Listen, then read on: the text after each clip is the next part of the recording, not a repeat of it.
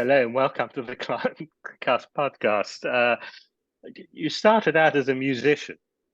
You were studying violin at the Vilnius Conservatoire before you became a philosopher. Tell me, how was it that you were a musician? Was that a long-term career plan?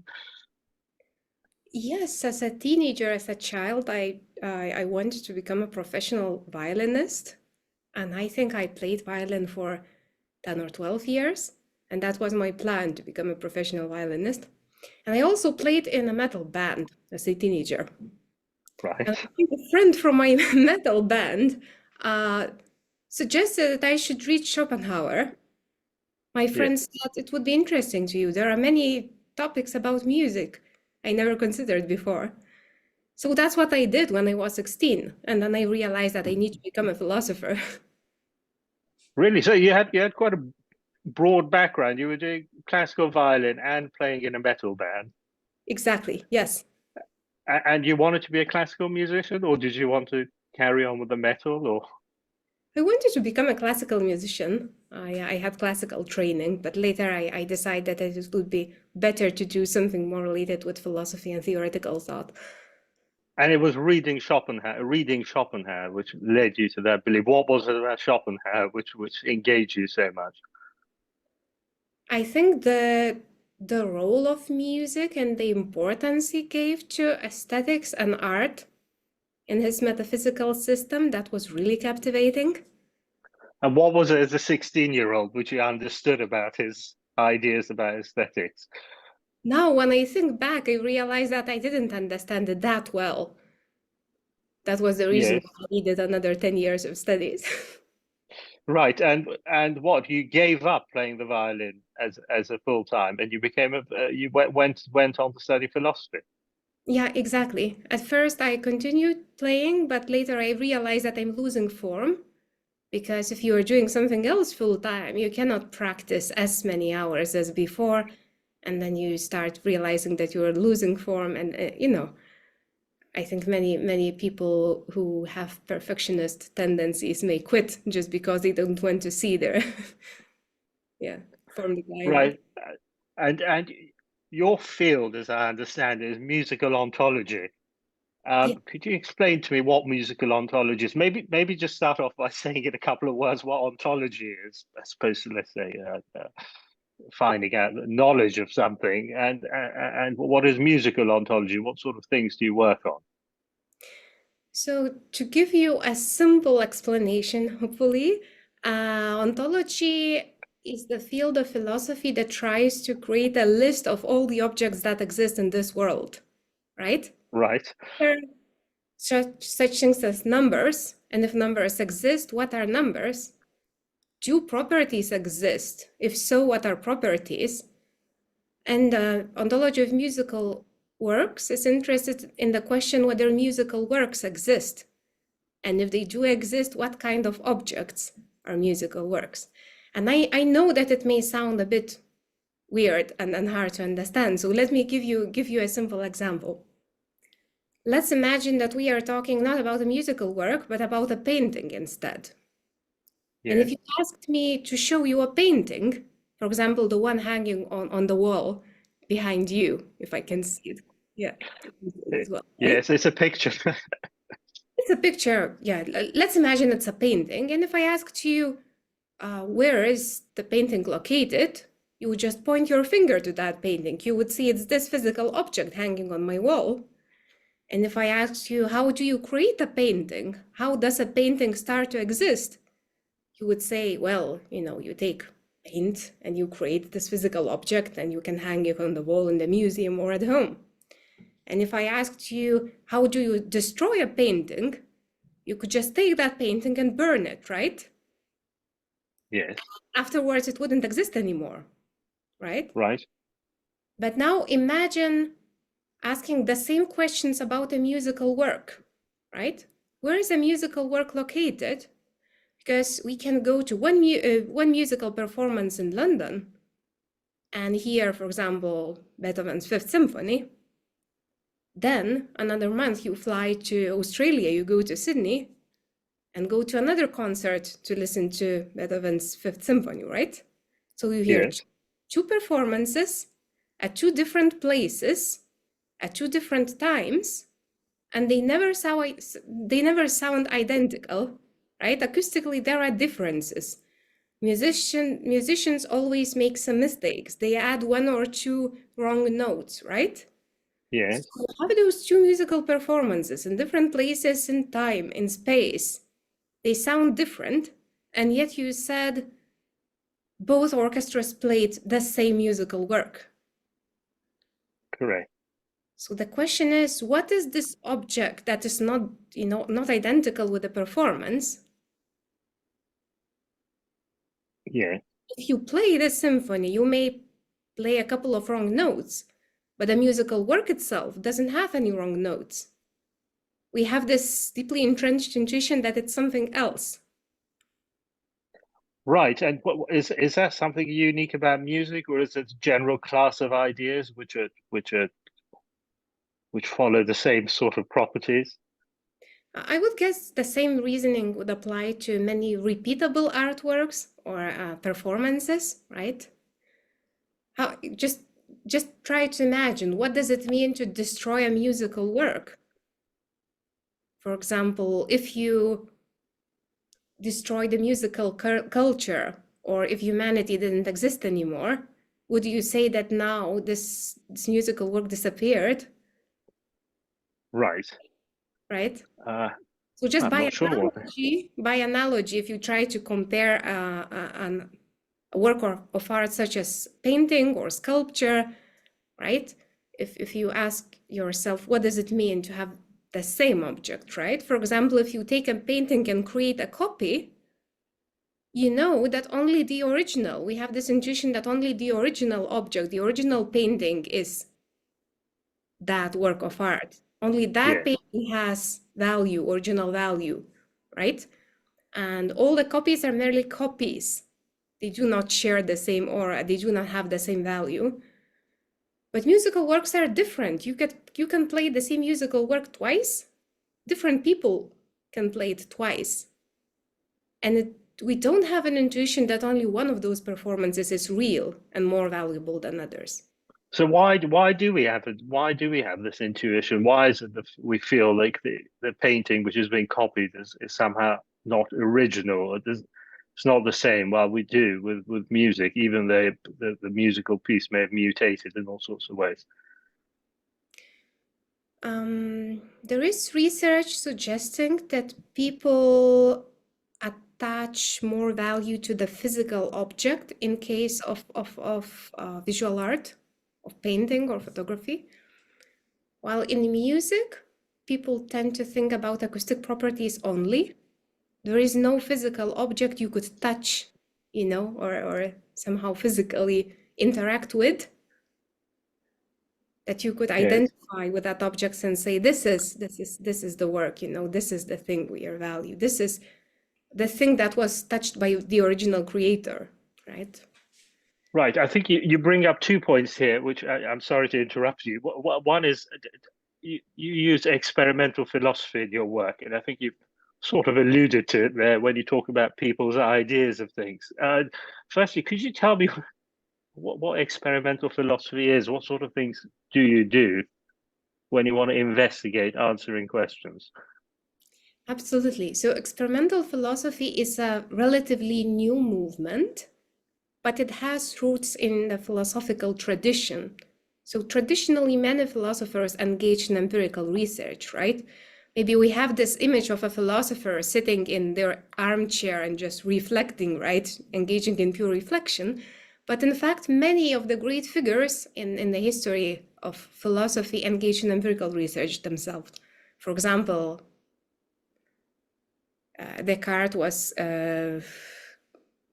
investigating questions related to vision and dissecting animals' eyes, right? So this is not a completely new movement, not a completely new idea.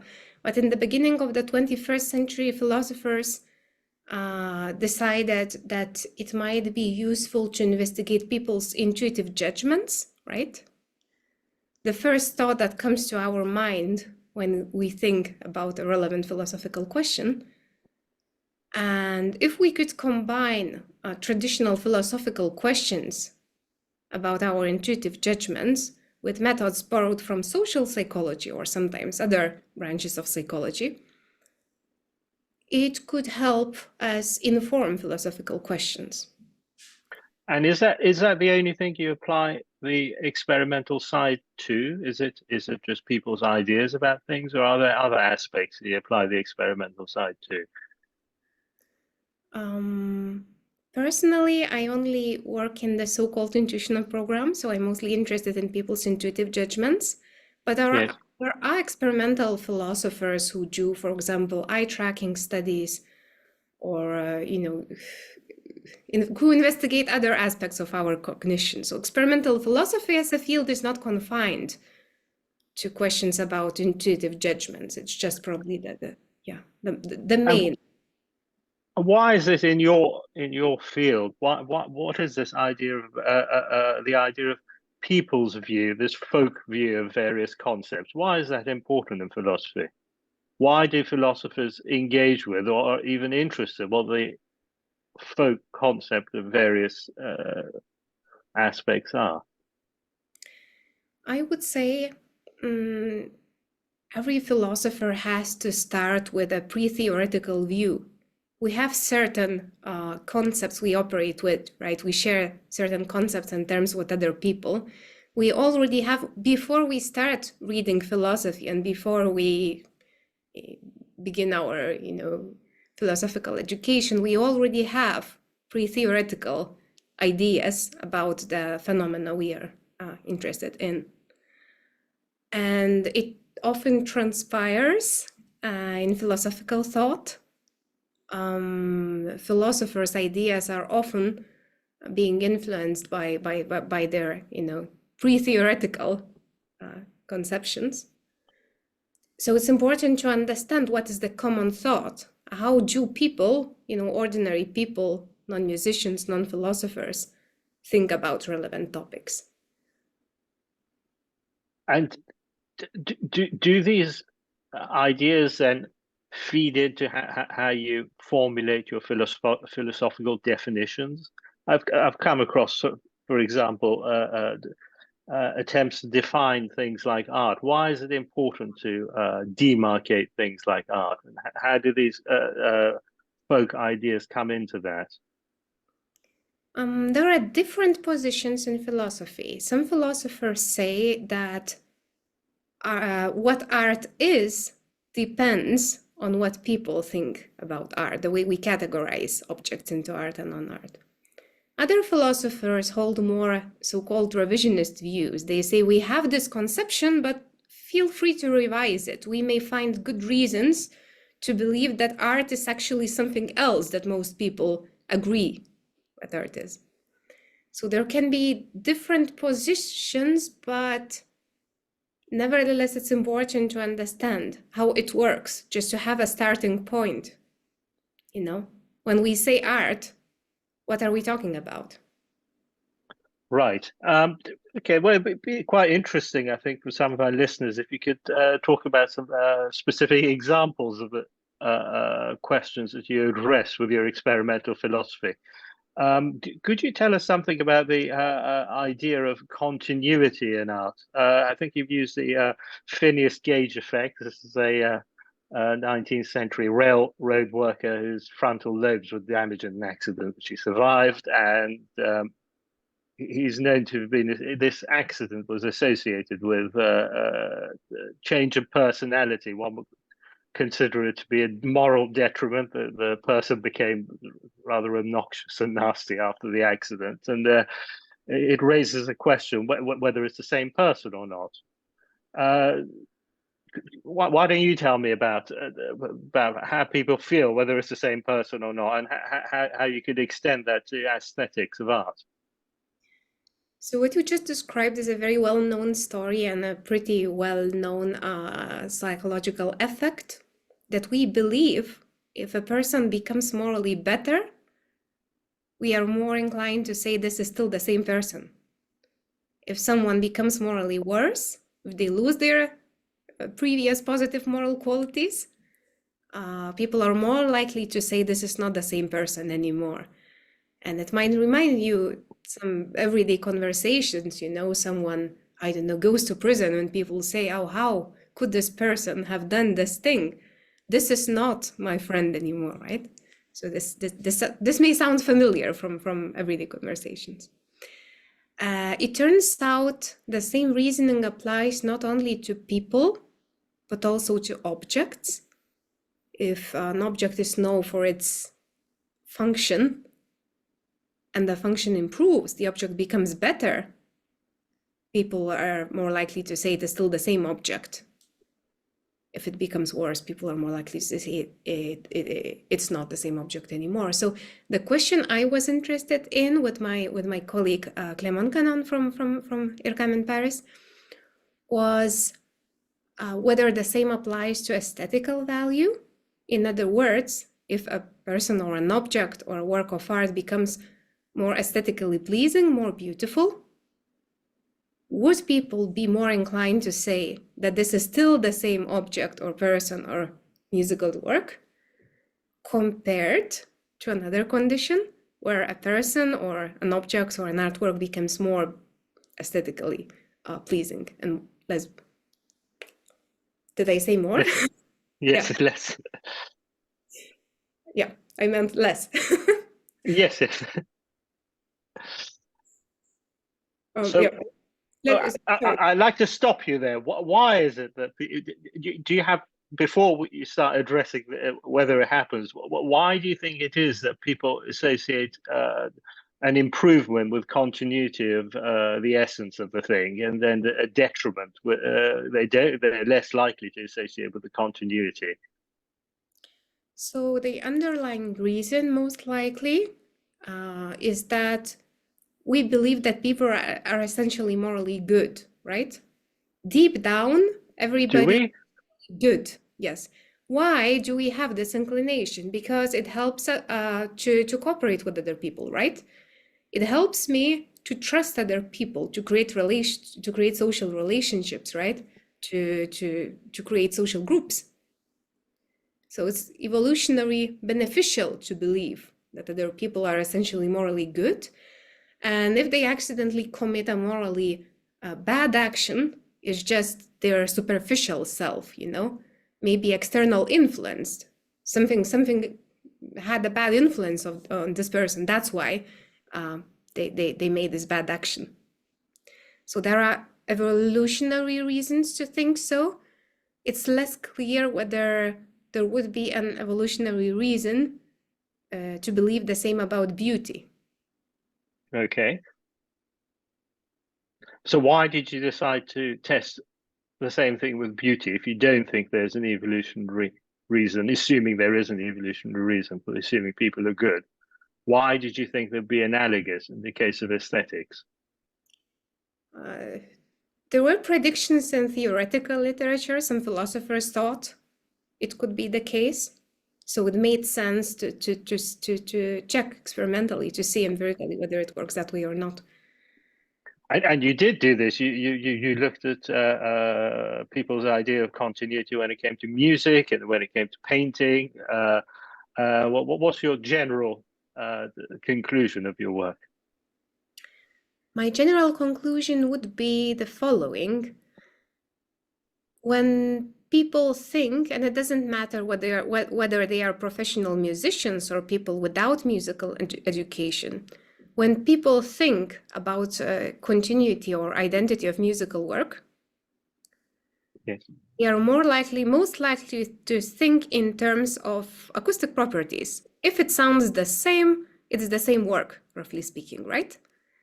And all other considerations about the author, about the instrument, about the emotional content, about the beauty, aesthetic value are less important.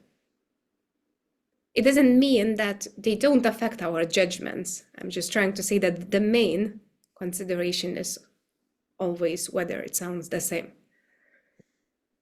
Is this contrast to the case of so you're talking about music? Does this contrast to other art forms like paintings and Exactly. objects, tangible objects? Yes, in that case, right, like we talked before, there can be only one original. So continuity and repetition is very problematic.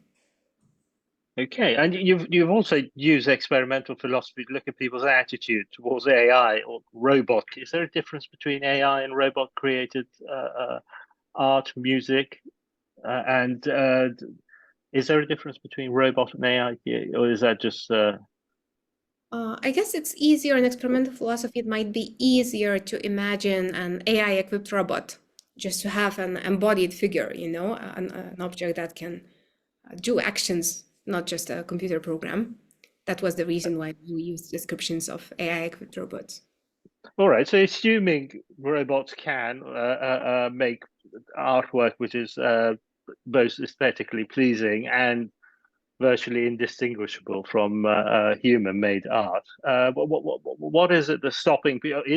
Are people reluctant to call their products art, and are they reluctant to call the agent an artist? And why is that, do you think? The main finding of our study with Markus Knier from University of Zurich was that people believe that AI-made art is art, almost to the same extent as human-made art, but they are more reluctant to call robots artists. And the reason is that people are not very inclined to ascribe mental states to AI. And by mental states, I'm sorry to stop you. What do you mean by mental states? We ask specifically about intentions, beliefs, and desires.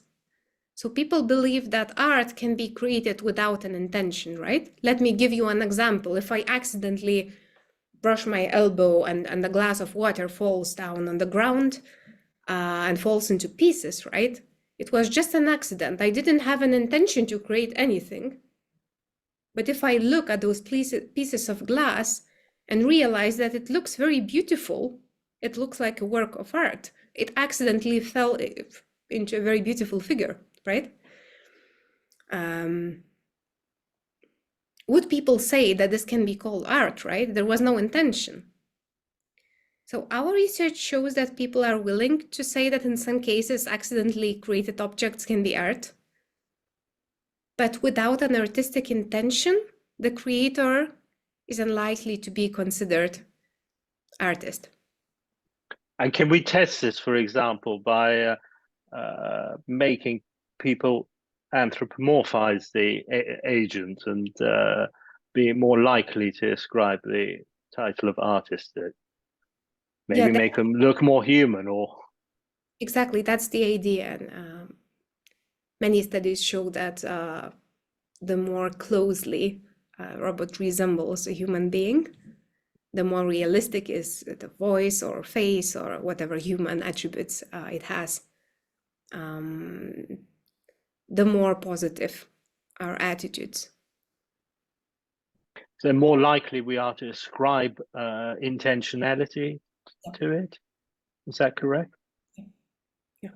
I see. And what is your as a professional? What is your take on? I mean, do you consider an AI or a robot to be an artist?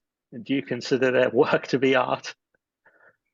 I know up to now we've been talking about folk concepts to do with this. My personal opinion would probably closely resemble the results we got. That is, yeah, I do believe that being an artist requires having mental states. And I think also the effort and the skill the artist puts in creating a work of art plays an important role and should have an important effect on evaluation of the artwork. And also this is personal now again. I mean, what point would you start ascribing mental states to the AI or the robot and assume that it's an artist? So far, I cannot imagine this happening. The way things look now, I cannot imagine myself ascribing mental states to AI. So you can't imagine, for example, large language models having mental states. No, I can't. How about you? Me, no, I can't. But I'm not a philosopher, so I think that was definitely directed at you. You've started at the University of Cambridge. You're part of this high values aesthetic experiences, transcendence and pro-sociality project. Can you tell me what the greater project is about? And how does your work fit in with the project? I started working on that project in late 2022, together with Professor Simona Schnall and Dr. Ryan Doran. And the project is funded by Templeton Religion Trust. So we are interested in questions such as whether aesthetic experiences can make people think in a more abstract way, whether people distance themselves psychologically when they undergo aesthetic experiences, and whether aesthetic experiences can have any effect on people's moral values, moral judgments, and possibly moral behaviors.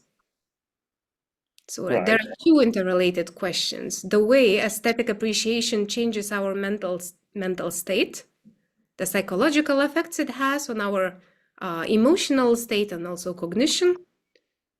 And the second part is the effect on our moral beliefs, judgments, and behaviors.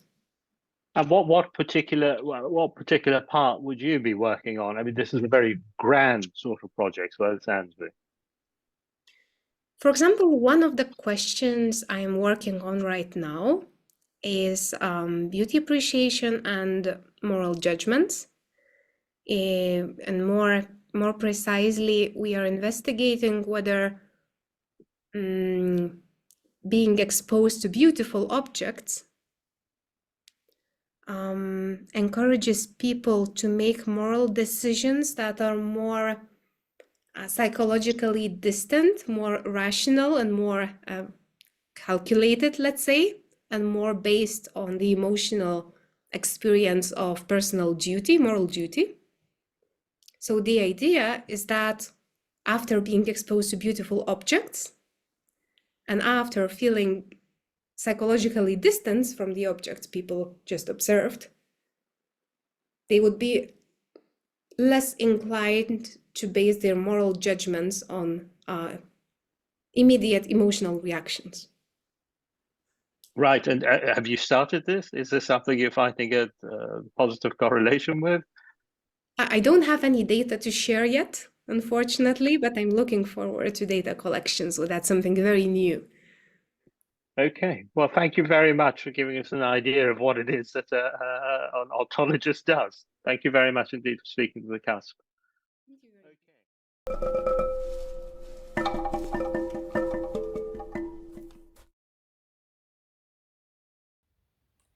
Hi everyone, thanks for watching.